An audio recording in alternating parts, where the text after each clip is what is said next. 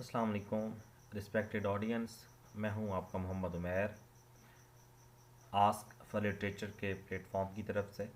आज का जो हमारा टॉपिक है वो है एक साइकोलॉजी की बुक जिसका टाइटल है इंट्रोडक्शन टू सोशल कंस्ट्रक्शनिज़म, जो कि विवन बर ने लिखी हुई है।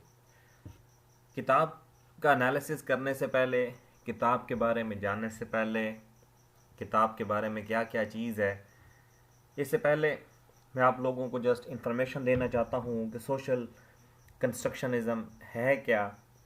तो सोशल कंस्ट्रक्शनिज़म जो है एक थेरी है अबाउट नॉलेज, जो कि सोशियोलॉजी, सोशल साइकोलॉजी और सोशल साइंसेस के अंदर पढ़ाई जाती है।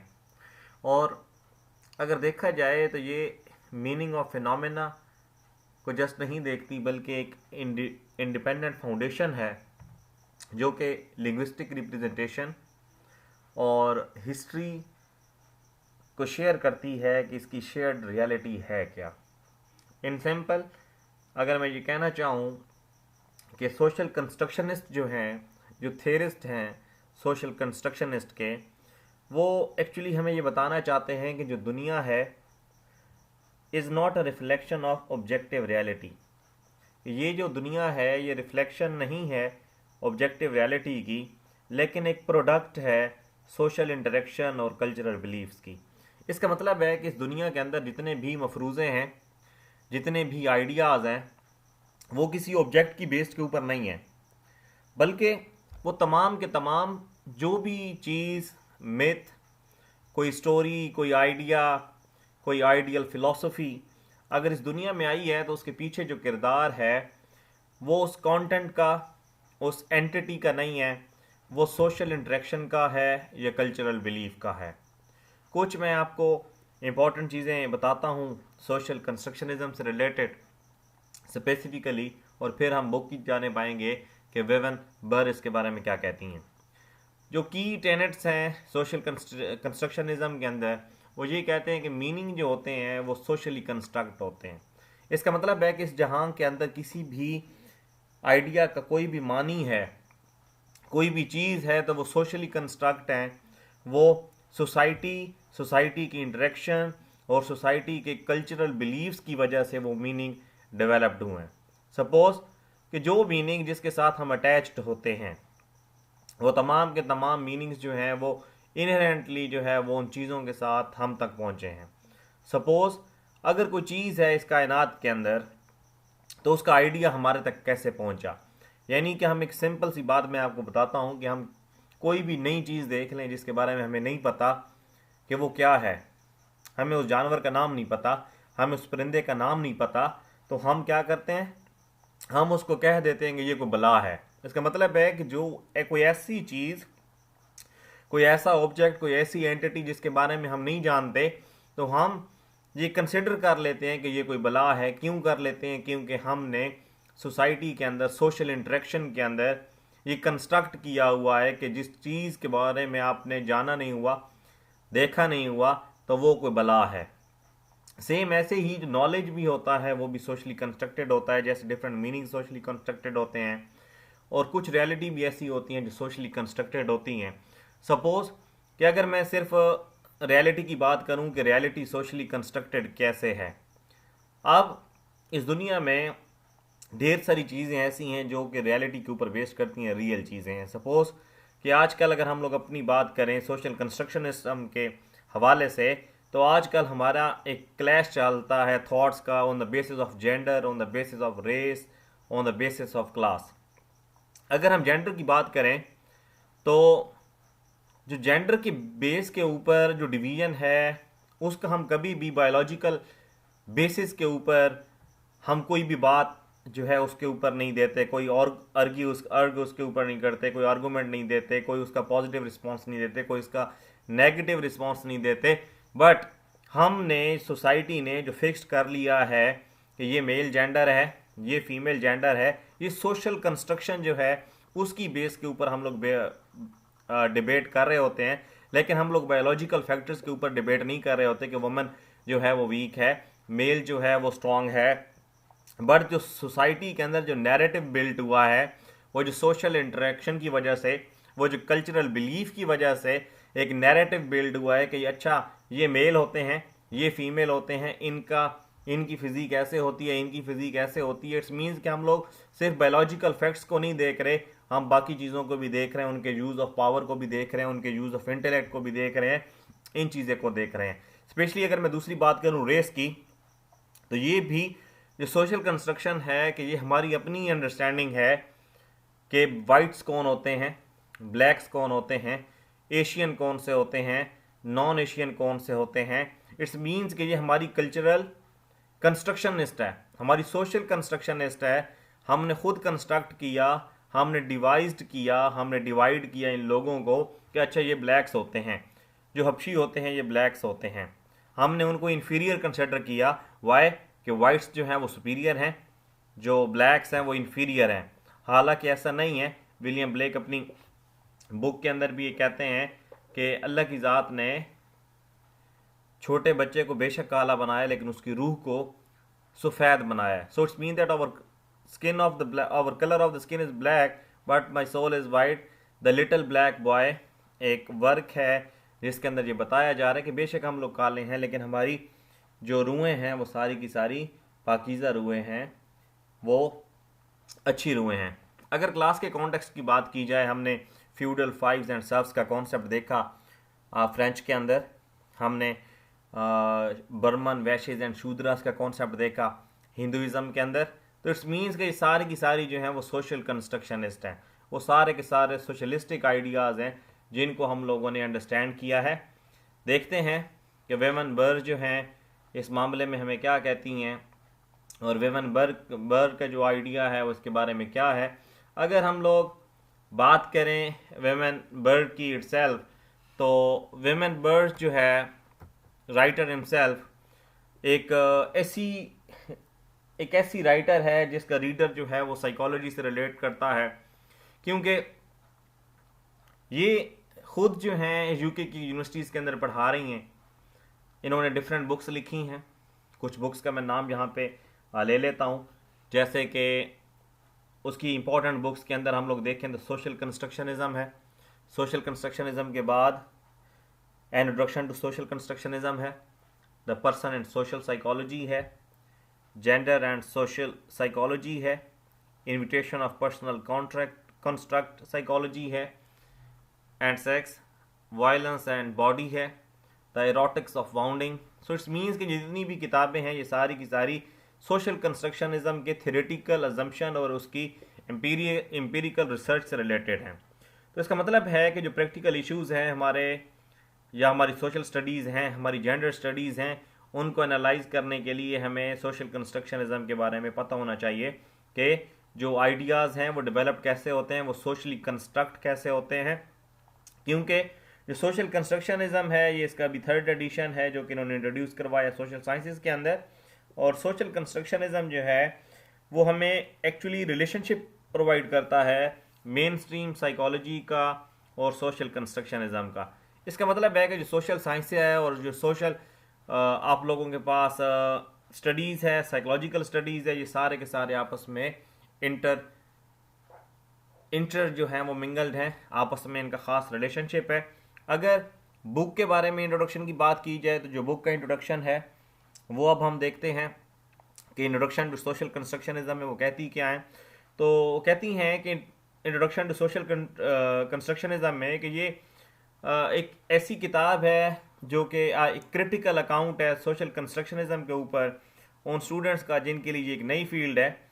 और इसके अंदर हम लोगों ने जो देखा है वो साइकोलॉजी को देखा है, सोशल कंस्ट्रक्शन को देखा है, इंसान की पर्सनैलिटी को देखा है और रिजेक्शन को देखा है, एसेंशियलिस्ट बिलीव को देखा है कि जो एसेंशियलिज्म है उसको कैसे रिजेक्ट करती है सोशल कंस्ट्रक्शनिज्म। और जो साइकोलॉजिकल ट्रेडिशंस हैं, जो अंडरस्टैंडिंग है किसी पर्सन की, इसके अलावा जो स्टडी हम करते हैं लैंग्वेज को, लैंग्वेज का रोल क्या है, स्पेसिफिकली यहाँ पे आप लोगों को आइडिया दिया जाएगा कि स्ट्रक्चरलिज्म क्या है, पोस्ट स्ट्रक्चरलिज्म क्या है, डीकंस्ट्रक्शनिज्म क्या है, डिस्कोर्स एनालिसिस क्या होता है, डिस्कोर्स क्या होता है। तो ये सारी की सारी चीज़ें जो हैं हमें सोशल कंस्ट्रक्शनिज्म के इंट्रोडक्शन टू सोशल कंस्ट्रक्शनिज्म के अंदर हमें इसके बारे में आइडिया मिलता है। इंशाल्लाह हम अपने अगले लेक्चर्स के अंदर स्ट्रक्चरलिज्म को भी डिफाइन करेंगे, क्योंकि स्ट्रक्चरलिज्म एक लिटरेरी थियरी है जो कि इमर्ज हुई थी 1915 के अंदर। फ्रेंड डी सासोर ने इनको दिया था और इन्होंने कहा था कि structuralism sees itself as the science of mankind whose efforts is to understand the underlying fundamental structure that cannot perceived by our five senses। इसका मतलब ये है कि स्ट्रक्चरलिस्ट का ये बिलीव है कि हर एक स्ट्रक्चर जो है उसका एक अंडरलाइन फंडामेंटल कोई अंडरलाइन फंडामेंटल्स होते हैं जिसके ऊपर वो वर्क कर रहा होता है। सपोज कि अगर हम कोई भी सेंटेंस बोलते हैं तो हमें उसके पीछे एक अंडरलाइन फंडामेंटल स्ट्रक्चर चल रहा होता है, सब्जेक्ट, वर्ब और ऑब्जेक्ट का। तो जो सोशल कंस्ट्रक्शनिज्म है इसके अंदर हमें लिंग्विस्टिक पर्सपेक्टिव से ये आइडिया मिलता है कि जैसे स्ट्रक्चरलिज्म के अंदर एक अंडरलाइन फंडामेंटल स्ट्रक्चर चल रहा होता है, इसी तरीके से कोई भी फिनोमेना अगर या कोई भी नैरेटिव या कोई भी डिस्कोर्स अगर बिल्ट होता है तो वो सारा का सारा डिस्कोर्स, वो सारी की सारी जो बेस होती है वो किस चीज़ के ऊपर होती है, वो किसी अंडरलाइन फंडामेंटल स्ट्रक्चर के ऊपर होती है। सपोज कि एक नैरेटिव बिल्ड हुआ है कि इंडिया जो है वो दिन ब दिन तरक्की करता जा रहा है, इंडियन अपनी जो आईटी की फील्ड के अंदर है उसके अंदर आगे जा रहा है, तो वो एक पहले नैरेटिव बिल्ड किया गया कि इंडिया तरक्की कर रहा है और अब डेफिनेटली वो तरक्की कर रहा है। इसका मतलब ये हुआ कि अगर एक नैरेटिव बिल्ड कर दिया जाता है कि हम इस चीज़ के अंदर इन्वॉल्व नहीं हैं, सपोज कि डिफरेंट कंट्रीज़ हैं जो कश्मीर के मामले के ऊपर ख़ुद को कहते हैं कि वो न्यूट्रल हैं, लेकिन हमें भी पता है कि वो न्यूट्रल नहीं है, लेकिन उन्होंने एक नैरेटिव बनाया हुआ है कि वो न्यूट्रल है। तो ये नैरेटिव जो बनते हैं on the basis of underline fundamental structures बनते हैं। तो जो सोशल कंस्ट्रक्शनिज्म है उसके अंदर यही कहा जा रहा है कि जितनी भी चीज़ें होती हैं, जो आइडियाज़ डेवलप्ड होते हैं, जो नैरेटिव्स डेवलप्ड होते हैं, वो सारे के सारे अंडरलाइन फंडामेंटल्स की बेस्ड के ऊपर होते हैं, सोशल इंट्रैक्शन की बेस्ड के ऊपर होते हैं और कल्चरल बिलीव्स की बेस के ऊपर होते हैं। अगर हम लोग बात करें इंट्रोडक्शन टू सोशल कंस्ट्रक्शनिज्म के बारे में मज़ीद, तो इसके अंदर हमें ये पता चलता है कि डिस्कोर्सेस का क्या रोल है कंस्ट्रक्ट करने में सोशल फिनोमिना को, और इनका क्या रिलेशनशिप है डिस्कोर्स का या पावर का। सपोज एक डिस्कोर्स में आप लोगों को बताता चलूँ कि डिस्कोर्स है क्या। डिस्कोर्स एक लैटिन वर्ड डिस्कर्सस से निकला है जिसका मतलब कहा जाता है, जिसका मानी कहा जाता है कि सीधी सादी स्पीच। लेकिन डिस्कोर्स इन जर्नल और डिस्कोर्स एज ए नैरेटिव दो डिफरेंट चीज़ें हैं। अगर discourse as a narrative build की अगर हम लोग बात करें, जैसे कि इंट्रोडक्शन टू सोशल कंस्ट्रक्शनिज्म में वेमन बर ने हमें बताया है कि डिस्कोर्स का पावर के साथ क्या रोल होता है। सपोज अगर एक ही सेंटेंस है, वो अगर एक स्पीकर बोलें, वो स्पीकर जिनकी बात पूरी दुनिया सुनती है, जो मोस्ट डोमिनेंट स्पीकर हों, और एक वो स्पीकर जो एक नॉर्मल स्पीकर हो, तो दोनों का बेशक डिस्कोर्स सेम होगा लेकिन दोनों की बात के अंदर वर्थ या वैल्यू जो है वो डिफरेंट होगी। सपोज LGBTQ कम्युनिटी के ऊपर एक स्पीच दी थी हेनरी क्लिंटन ने। अब अगर हम उस स्पीच का एनालिसिस करें, LGBT कम्युनिटी जो है वो lesbian, gay, bisexual, transgender and queer community का एब्रीवेशन है या एक्रोनिम आप इसको कह सकते हैं। तो इसका मतलब ये हुआ कि जो नैरेटिव बिल्ट हुआ कि gays, bisexual and transgender are human beings first and gay, bisexual and transgender later, कोई वो इंसान पहले हैं और वो किस गिरोह से ताल्लुक़ रखते हैं वो बाद में है। ये नैरेटिव जो था वो डिफरेंट वुमेन एक्टिविस्ट की तरफ से, डिफरेंट गे एक्टिविस्ट की तरफ से, बाइसेक्सुअल एक्टिविस्ट की तरफ से एक नैरेटिव बिल्ट हो रहा था। तो वो डिस्कोर्स इतना स्ट्रॉन्ग नहीं था, लेकिन उस डिस्कोर्स को जब हमने देखा कि एज ए पावर, एक पावरफुल लेडी हेनरी क्लिंटन ने अपनी स्पीच के अंदर उसको लेके आई, तो उसके बाद उसकी वैल्यू और उसकी बर्थ जो है वो बदल गई, वो बढ़ गई। तो जो वेमन बर है वो भी हमें यही कहना चाहती हैं कि जितना भी चेंज आता है सोशल कंस्ट्रक्शनिस्ट के अकाउंट के हवाले से, या जो भी प्रैक्टिस होती है in research regarding social sciences होती है, या कोई भी अंडरटेकिंग होती है डिस्कोर्स एनालिसिस के अंदर, उसके अंदर जो इंटरेक्शन का रोल है वो बड़ा इंपॉर्टेंट होता है। सोशल इंटरेक्शन और कल्चरल बिलीव्स का जो रोल है वो बड़ा ही इंपॉर्टेंट होता है। सपोज कि अब जंग चल रही है इसराइल के और फ़लस्तीन के दरमियान, तो अब नैरेटिव बिल्ट हो रहा है। सोशल कंस्ट्रक्शन हो रही है, कल्चरल बिलीफ, सोशल इंटरेक्शन, ये सारी की सारी चीज़ें एक नैरेटिव बिल्ड कर रही हैं, एक डिस्कोर्स बिल्ड कर रही हैं। जो फ़लस्तीन है वो ये कहना चाह रहा है कि हम पे जुल्म हो रहा है, हम पे ज़्यादती हो रही है। इसराइल अपनी साइड पे कह रहा है कि हम पे जुल्म हो रहा है, हम पे ज़्यादती हो रही है। अगर आप इसराइल के जो है वो न्यूज़पेपर को उठा के देख लें, या फ़लस्तीन के न्यूज़पेपर को उठा के देख लें, स्पेसिफिकली PNN को उठा के देख लें, न्यूयॉर्क टाइम्स को उठा के देख लें और डॉन पाकिस्तान को उठा के देख लें, हर एक न्यूज़पेपर के अंदर एक ही टॉपिक और एक ही हेडलाइन आपको डिफरेंट तरीक़ेकार से मिलेगी। पाकिस्तान की और अमेरिका की जो न्यूज़पेपर्स होंगे वो न्यूट्रल होंगे, जबकि फ़लस्तीन का जो न्यूज़पेपर होगा वो अपनी स्पोर्ट में लिख रहा होगा, और जो इसराइल का मीडिया होगा वो अपनी स्पोर्ट के अंदर लिख रहा होगा। और डेफिनेटली पावर का रूल है, तो इसराइल पावर के अंदर है, तो इसराइल के नैरेटिव को हमेशा वर्थ मिलेगी, क्योंकि वो पावरफुल है। क्योंकि सोशल कंस्ट्रक्शनिज्म के अंदर हमें ये बताया गया है कि जो पावर होती है जिसके पास, रूल उसी डिस्कोर्स का होता है। सो ये सारे की सारी चीज़ें हमें इंट्रोडक्शन टू सोशल कंस्ट्रक्शनिज्म के अंदर मिलेंगी। ढेर सारे लोग डिफरेंट किस्म की परप्लेक्सिटीज़ के शिकार होते हैं, वर्ड होते हैं कि सोशल कंस्ट्रक्शनिज्म है क्या। ये जो बुक है साइकोलॉजी की है, लिटरेचर की है, तो जितनी भी लिटरेरी थेरीज होती हैं, चाहे रिलेटेड टू सोशल साइंसेज हों, चाहे रिलेटेड टू साइकोलॉजी हों, चाहे लिटरेचर टू बाकी सब्जेक्ट्स के हों, तो जब हम उसकी इम्प्लीकेशंस करते हैं उन सम लिटरेरी टेक्स्ट, तो वो लिटरेचर के अंदर काउंट की जाती हैं, क्योंकि इन तमाम लिटरेरी थेरीज को हम लोग अप्लाइड लिटरेचर के अंदर लेकर आते हैं, जबकि पोइट्री, प्रोज और ड्रामा और बाकी चीज़ें जो है हमारे पास प्योर लिटरेचर के अंदर आती हैं।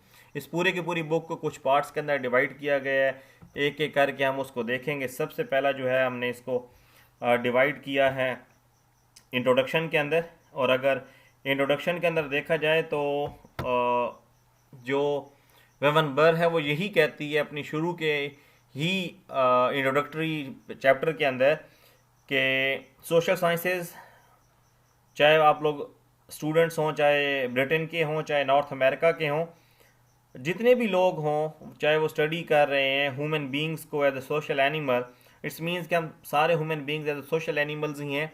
हम सबको सोसाइटी की ज़रूरत पड़ती है।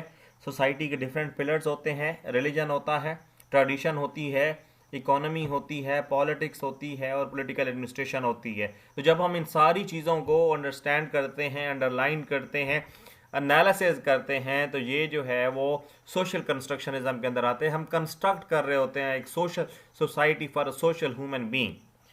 और अगर अप्रोचेस की बात करें, जैसे कि रूब्रिक्स की बात आ रही है, such as a critical psychology, discourse analysis, deconstruction, post structuralism, तो ये जितनी भी थेरीज़ हैं जिनकी अप्रोचेस के बारे में दिखाया गया है, डिफ़ाइन किया गया है, तो ये सारी की सारी रिलेटेड टू कुछ साइकोलॉजी हैं और कुछ लिंग्विस्टिक्स हैं। अगर साइकोलॉजी की बात करें तो उसका ताल्लुक ह्यूमन ब्रेन के साथ है, ह्यूमन साइकी के साथ है, जबकि हम लोग अगर बात करते हैं डीकंस्ट्रक्शन की, स्ट्रक्चरलिज्म की और पोस्ट स्ट्रक्चरलिज्म की, तो ये प्योरली लिंग्विस्टिक्स की थेरीज़ हैं। और इसके अंदर दिखाया जाएगा, हमें बताया जाएगा कि लैंग्वेज कैसे किसी भी सेंटेंस को या किसी भी नैरेटिव को कंस्ट्रक्ट करती है, और किसी भी नैरेटिव को डीकंस्ट्रक्ट करती है। स्पेशली अगर डीकंस्ट्रक्शन थ्योरी की बात की जाए, जैकब्स डेरिडा ने ये थ्योरी दी, और इस थ्योरी के अंदर अगर आप लोग देखें, डीकंस्ट्रक्शन थ्योरी है, बुक है the critical theory today, writer हैं लाइस टाइसन, और इन्होंने एनालिसिस दिया है डीकंस्ट्रक्शन थ्योरी का, और उन्होंने खूबसूरत फ्रेज़ वहाँ पे यूज़ किया है, और फ्रेज़ है कि time flies like an arrow. कि time flies like an arrow को आप 3 डिफरेंट तरीके से एनालाइज कर सकते हैं। एक ये कि टाइम ऐसे ही पास हो रहा है जैसे कि वक्त तेज़ी से गुजर रहा है। सेकंड कि time flies like an arrow, time flies एक फ्रूट फ्लाइज की तरह एक टाइप है फ्लाइज की, वो बिल्कुल ऐसी होती हैं जैसे तीर होता है। या एक और था कि time flies like an arrow, कि आप काउंट करें, अपनी वॉच टाइम निकालें और एनालाइज करें कि एरो की यहाँ से लेकर यहाँ तक जो है वो कितना टाइम उसने लगाया है एक एरो ने पहुँचने में। सो ओवरऑल डिफरेंट कंस्ट्रक्शन है, ऐसे ही है जैसे डीकंस्ट्रक्शन है डिफरेंट, मार नहीं प्यार। बच्चे ऑलवेज हमेशा इस साइड पे होते हैं कि मार नहीं प्यार, और ये टीचर्स का पॉइंट ऑफ व्यू होता है, और कुछ कहते हैं मार नहीं प्यार। तो इट्स मीन्स कि ये डिकन्स्ट्रक्शन है, डिकन्स्ट्रक्ट कैसे होते हैं आइडियाज़। पोस्ट स्ट्रक्चरलिस्ट के अंदर भी आप लोगों को नज़र आएगा, ये सारी की सारी लैंग्वेज की थेरीज हैं, इसके अंदर हमें नज़र आएगा इन्हीं चीज़ों से रिलेटेड। और इसके अलावा कि साइकोलॉजी का क्या रिलेशनशिप है सोशल साइंसेज के साथ, ह्यूमैनिटीज़ के साथ, हमने इसको भी देखना है इस बुक के अंदर।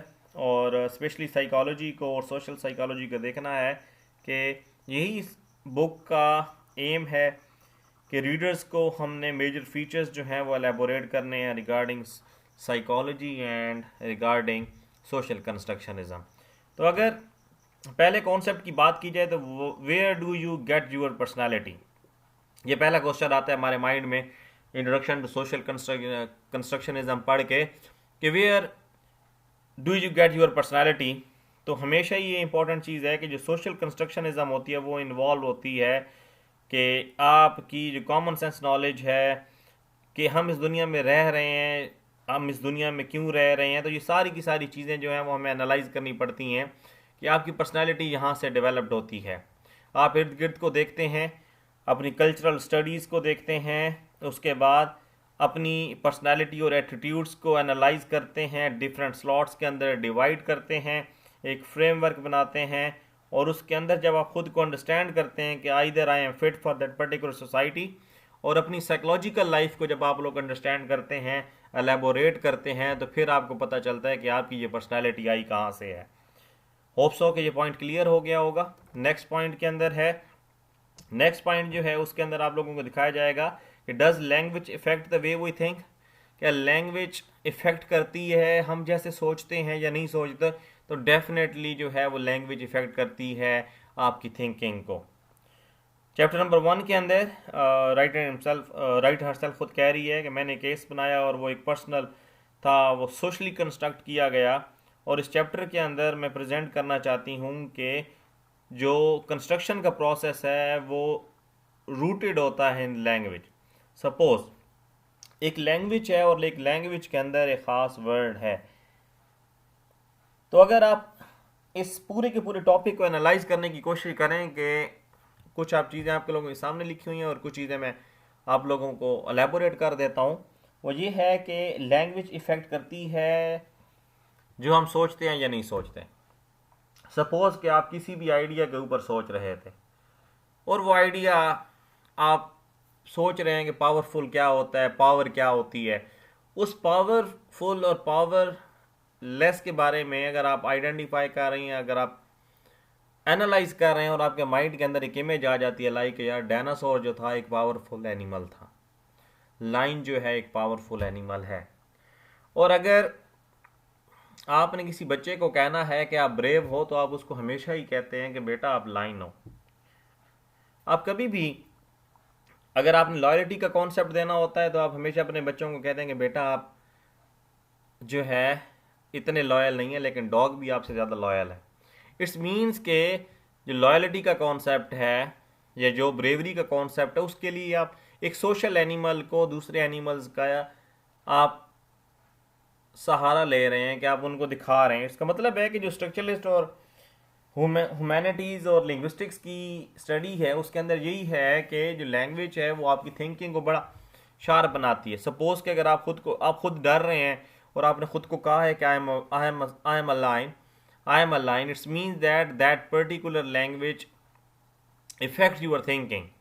कि लैंग्वेज के अंदर आपने जस्ट जो देखा, जो सोशल कंस्ट्रक्ट किया, और वो सोशली इंटरेक्शन से आपको पता चला, कल्चरल बिलीव से आपको पता चला कि जो शेर होता है वो एक पावरफुल एनिमल होता है, तो आपने उसकी पावरफुल एनिमल से ही खुद को अंदाज़ा लगा लिया कि वो चीज़ आपने अपने दिमाग में सोची और आपने कहा कि अगर शेर बहादुर हो सकता है तो मैं बहादुर क्यों नहीं हो सकता। इट्स मीन्स कि लैंग्वेज जो है वो आप लोगों की थिंकिंग को इफेक्ट करती है या नहीं करती।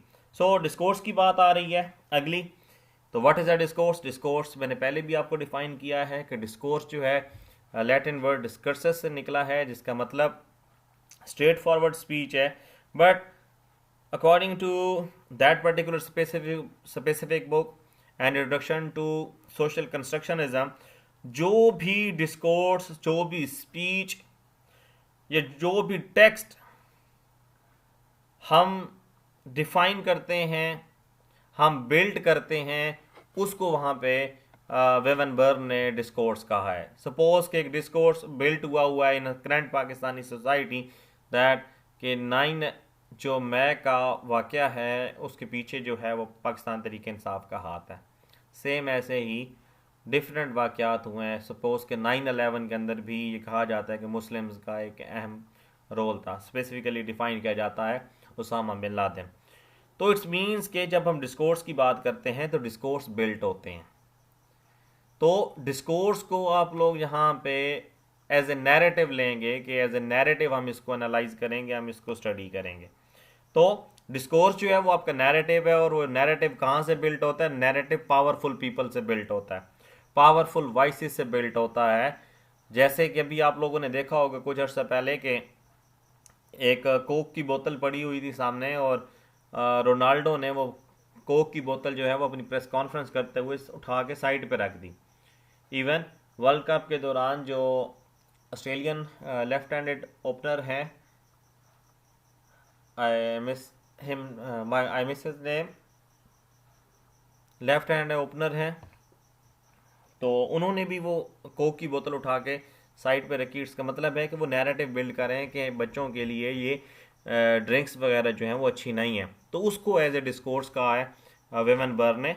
जबकि अगर नेक्स्ट बात की जाए, what does it mean to have a power, इस जो आपका जो क्वेश्चन है उसका आंसर किया है वेबरन ने कि जो आइडियाज़ इमर्ज होते हैं या जो भी पावर रिलेशंस इमर्ज होते हैं या पॉलिटिकल इफेक्ट होता है किसी भी चीज़ के ऊपर, किसी भी आइडेंटिटी के ऊपर, या कोई भी चीज़ आप रिप्रेजेंटेशन कर रहे हैं कि ये फ्री इंडिविजुअल्स हैं, मैस्कुलाइन है, वेल एजुकेटेड है, तो ये स्पोर्ट ऑफ पावर होती है। इट्स मीन्स के जो पावर का, जो पावर स्ट्रक्चर का या जो पावर की वॉइस है उसको हमेशा वैल्यू और वर्थ दी जाएगी। जैसे कि नैरेटिव बिल्ड किया जाता है, तो इसी तरीके से जो पावर है, जो पावर का कॉन्सेप्ट है वो भी यही है कि स्ट्रॉन्ग नैरेटिव हमेशा उन्हीं का बिल्ट होता है जिनकी स्ट्रॉन्ग वॉइस होती है। सपोज कि अगर एक प्राइम मिनिस्टर किसी कंट्री का कोई बात कर रहा है और एक नॉर्मल इंडिविजुअल जो बात कर रहा है, तो हमेशा वैल्यू और जो वर्थ है वो हमेशा प्राइम मिनिस्टर को दी जाएगी, वहाँ के प्रेसिडेंट को दी जाएगी, नॉर्मल इंडिविजुअल को वो वैल्यू नहीं दी जाएगी। उसके बाद एक और चीज़ है कि is there a real world outside a discourse, कि क्या कोई हकीकी दुनिया भी है डिस्कोर्स की दुनिया से बाहर। तो सोशल कंस्ट्रक्शनिस्ट हमेशा यही कहते हैं कि डिस्कोर्स जो हैं वो एम्प्लॉयड की जाते हैं, और वो विलिंगली एक कंडीशन है ऑपरेशन की। अगर एक सोसाइटी उस डिस्कोर्स को अंडरस्टैंड कर रही है और उसी के अंदर रहने की कोशिश कर रही है, सपोज़ कि हम देख रहे हैं कि फ़लस्तीन और कश्मीर के लोग जो है वो पिछले 70 साल से 75 साल से एक डिस्कोर्स के अंदर रह रहे हैं कि लेके रहेंगे आज़ादी, आज़ाद हो के रहेंगे। सो उन्होंने एक डिस्कोर्स बना लिया और वो उसी के अंदर रह रहे हैं। तो जो क्वेश्चन है वेवनबर्ग का, क्या कोई वाकई में हकीकी दुनिया होती है इस डिस्कोर्स से, इस डिस्कोर्स के बाहर? तो डेफिनेटली एक दुनिया होती है एक डिस्कोर्स के बाहर। लेकिन जो सोशल कंस्ट्रक्शनिस्ट हैं उन्होंने जब डिस्कोर्स बना दिया तो जितने भी लोग हैं वो उसके अंदर रहने की कोशिश करते हैं कि हम इससे बाहर नहीं जाएंगे। उसके बाद है कि कैन इंडिविजुअल चेंज सोसाइटी। जो नेक्स्ट था कि क्या इंडिविजुअल चेंज कर सकते हैं सोसाइटी को, तो डेफिनेटली इंडिविजुअल जो हैं वो सोसाइटी को चेंज नहीं कर सकते। क्यों नहीं कर सकते? क्योंकि जितने भी पर्सन्स होते हैं, जितने भी इंडिविजुअल्स होते हैं, वो प्रोडक्ट ऑफ द डिस्कोर्स होते हैं। सपोज कोई इंडिविजुअल है, अगर वो एक नैरेटिव बिल्ड कर रहा है तो वो उस डिस्कोर्स का हिस्सा है, चाहे वो डायरेक्टली इन्वॉल्व है चाहे वो इनडायरेक्टली इन्वॉल्व है। सोशल कंस्ट्रक्शनिस्ट के अकॉर्डिंग वो उस प्रोडक्ट है उस डिस्कोर्स के, और वो डिस्कोर्स से नहीं बाहर निकल सकता। इट्स मीन्स के बियॉन्ड द लिमिट्स वो नहीं जा सकता। तो जो सोशल कंस्ट्रक्शनिस्ट होते हैं, जो सोशल इंटरेक्शन होती है, कल्चरल बिलीव्स होती है, वो एक स्ट्रक्चर है, उस स्ट्रक्चर के बाहर नहीं जा सकता। वो स्ट्रक्चर जो है वो डिस्कोर्स का है जो बिल्ड किया गया है। नेक्स्ट है जो है कि what does it mean to be a person, कि पर्सन से क्या मुराद है। तो पहली चीज़ है the person as a discourse user, कुछ लोग ऐसे होते हैं जो डिस्कोर्स यूज़र होते हैं और वो उनका पर्पज़ होता है कि हम इस डिस्कोर्स को यूज़ करें और हम इसकी डिटेल्स के अंदर ना आ जाएं। सपोज़ सोशल साइकोलॉजिस्ट ये कहती है कि डिस्कोर्स एनालिसिस के अंदर कि क्लोजली आइडेंटिफाइड किया है, सपोजली कि एक बुक का रेफरेंस भी दिया है राइटर ने, द पोर्टर एंड वेदरल्स का, और इसके अंदर ये कहती है कि जितनी भी इम्प्लीकेशंस होती हैं वो पर्सनहुड्स की होती हैं। सपोज कि अगर एक शख्स है और वो ख़ुद को ये कह रहा है कि I am a discourse user, और तो वो अगर डिस्कोर्स को यूज़ कर रहा है, उसका फ़ायदा उठा रहा है, तो वो उसकी पर्सनल विल एंड डिज़ायर है। सपोज़ कि 1960s एंड 70s के अंदर एक लहर आई थी अमेरिका के अंदर जिसको आप लोग मैकार्थीसिज्म कहते हैं। मैकार्थीसिज्म के अंदर ये था कि अगर आप क्लैश ऑफ थॉट्स था रिगार्डिंग कम्युनिज्म और कैपिटलिज्म, और इसके अंदर ये था कि जो कम्युनिस्ट थे, जो कम्युनिस्ट पार्टी को फेवर देने वाले लोग थे, उनको हैंग किया जा रहा था। तो अब कुछ लोग जिन्होंने अपनी ज़ाती दुश्मनियाँ निकालनी थी, वो भी एक दूसरे के ऊपर इल्ज़ाम लगा रहे थे कि ये कम्युनिस्ट है, इसको कत्ल कर दो, इसको फांसी दे दो। इट्स मीन्स के जब एक स्ट्रॉन्ग नैरेटिव और एक स्ट्रॉन्ग डिस्कोर्स बिल्ट होता है तो कुछ पर्सन्स भी ऐसे होते हैं जो उसका फ़ायदा उठाते हैं, उस डिस्कोर्स का फ़ायदा उठाते हैं। सपोज़ अगर किसी भी मुल्क के अंदर दहशतगर्दी चल रही है, तो दहशतगर्दी की हवा अगर चल रही है, तो कोई शख्स अगर खुद बंदूक उठा के रास्ते में किसी को घेर लेता है, डकैती कर लेता है, तो वो नैरेटिव का फ़ायदा उठाता है, वो यूज़र बन जाता है उस डिस्कोर्स का कि देखें यहाँ पे जो है वो डकैतियाँ होती हैं, यहाँ पे दहशतगर्द हैं, हालांकि वो खुद इसके अंदर इन्वॉल्व होते हैं। सो सेकंड चीज़ है कि the self as a constructed in language, एक सेल्फ की क्या वैल्यू है। अगर एक्सपीरियंस की बात करें पर्सनहुड की, तो वो उसकी वैल्यू है। आप जितनी भी इश्यूज़ हैं उनको हम अटैम्प्ट कर सकते हैं, डिमॉन्स्ट्रेट कर सकते हैं ह्यूमन सब्जेक्टिविटी के अकॉर्डिंग, रूटेड होती है लिंग्विस्टिक और कल्चरली एक दूसरे के साथ। और अगर हम लोग बात करें कि ये कैसे लिंक करती हैं हमारे साथ और हमारी सोसाइटी के साथ, क्योंकि जो सेल्फ है एज कंस्ट्रक्टेड इन लैंग्वेज, जो हमारी खुद ही है, जो हम खुद हैं, हम खुद उस लैंग्वेज के साथ जुड़े होते हैं। हमारी ख्वाहिश होती है कि हम वो अल्फाज का चुनाव करें जो हमारी सोसाइटी के अंदर बेटर हो। इट्स मीन्स कि हम एज ए खुद यूज़र भी हैं उस डिस्कोर्स के, और हम खुद कंस्ट्रक्ट भी करते हैं लैंग्वेज को। इसके बारे में ये कहा जा रहा है। और फिर जो है तीसरी चीज़ कि subject position and discourse, subject की क्या पोजीशन है। अगर सब्जेक्ट्स की पोजीशन की अगर हम लोग बात करें तो डिफरेंट चीज़ें हैं जो कि हमें दिखाई गई हैं। इस सारे के सारे जो है आप लोगों का इस बुक के अंदर बताई गई हैं कि जो सब्जेक्ट है या सब्जेक्ट पोजीशन है डिस्कोर्स की, वो क्या है। अगर हम अपने सेल्फ की बात करें, अपने नैरेटिव की बात करें, तो वो नैरेटिव जो है वो हमारे एक्शन के ऊपर बेस करता है। हम कैसे उसको निगोशिएट करते हैं, उस प्रोडक्ट को हम इमर्ज कैसे करते हैं, उसके बारे में सोशल इंटरेक्शन कैसे रखते हैं, तो ये चीज़ जो है हमारे लिए वैल्यू रखता है। सपोज़ के कोई इवेंट हो जाता है किसी भी जगह पे, तो उस इवेंट को एज ए सब्जेक्ट हम लोग काउंट कैसे करते हैं, और उस सब्जेक्ट की जो पोजीशन है उसको हम लोग काउंट कैसे करते हैं डिस्कोर्स। सपोज़ के पाकिस्तान, इंडिया के अंदर, अमेरिका के अंदर इलेक्शन हो रहे हैं। इलेक्शन के अंदर हम लोग कंसिडर कर लेते हैं कि कोई मिसहैप हो जाता है। उस मिसहैप को एज ए सब्जेक्ट हम लोगों ने कैसे वैल्यू देना है, और उसकी पोजीशंस को हम लोगों ने डिस्कोर्स के अंदर बने रहने देना है। हमने एक छाप छोड़नी है कि ये इसके अंदर रहे, तो इसको हम लोग जो है वो सब्जेक्ट पोजीशन एंड डिस्कोर्स कहते हैं। और उसके बाद अगर आप लोग कहें कि what do discourse analysis do, discourse analysis का काम क्या है, तो डेफिनेटली सोशल कंस्ट्रक्शनिस्ट जो हैं वो आर्गूमेंट देते हैं, कंसर्न होते हैं नेचर ऑफ पर्सनहुड के।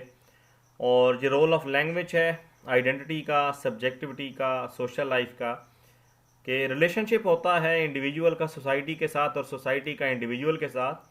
हिस्ट्री और कल्चर जो है वो ट्रेडिशनली साइकोलॉजी और सोशल साइकोलॉजी के साथ लिंक्ड होते हैं। तो डेफिनेटली जैसे सोसाइटी इंसान के बगैर कुछ नहीं है, इसी तरीके से इंसान सोसाइटी के बगैर कुछ नहीं है। दोनों ने एक दूसरे के साथ रहना है, दोनों एक दूसरे के लिए लाजिम व मलजूम हैं, और दोनों अगर देखा जाए तो इंटरेक्शन, सोशल इंटरेक्शन की बेस के ऊपर चल रहे हैं। और अगर सोशल इंटरेक्शन की बेस के ऊपर देखा जाए तो जितने भी नैरेटिव्स होते हैं वो उसी के ऊपर ही बिल्ड किए जाते हैं, जितने भी आइडियाज़ होते हैं वो उसी के ऊपर ही बिल्ड किए जाते हैं। तो आज जो हमारा लेक्चर था वो इतना ही था, इंट्रोडक्शन टू सोशल कंस्ट्रक्शनिज्म के बारे में। होप सो आपको आइडिया क्लियर हो गया होगा कि सोशल कंस्ट्रक्शनिज्म होता क्या है, आइडियाज़ बिल्ड कैसे होते हैं, नैरेटिव बिल्ड कैसे होते हैं, सब्जेक्ट जो है वो डिस्कोर्स के अंदर कैसे इन रह सकता है। तो विवन बर्न का यही आइडिया था कि जितने भी आइडियाज़ हैं वो सोशली कंस्ट्रक्ट किए जाते हैं, वो सोशली इमर्ज होते हैं। जो पर्सनहुड है वो किसी भी सोशल कंस्ट्रक्शनिज्म के प्रोसेस से बाहर नहीं जा सकता। सोसाइटी रिफ्लेक्ट करती है ह्यूमन इंडिविजुअल्स को, ह्यूमन इंडिविजुअल्स जो हैं वो रिफ्लेक्ट करते हैं सोसाइटी को। तो आज के लिए इतना ही था, बाकी नेक्स्ट लेक्चर के अंदर इसकी डिटेल देखेंगे।